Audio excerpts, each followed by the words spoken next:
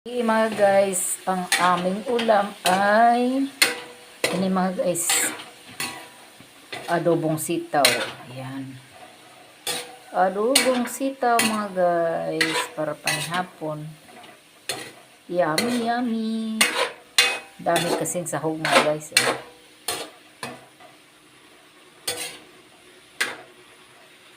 Yan, mukha pa lang ulam na.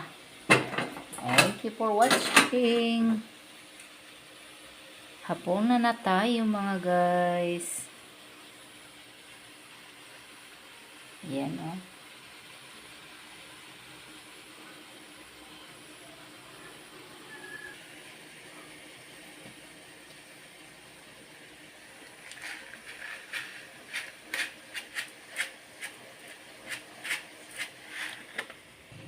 Pag ako magluto nito mga guys, kunting sabaw lang talaga yung gusto ko nito mga guys. Ayaw ko ng maraming sabaw.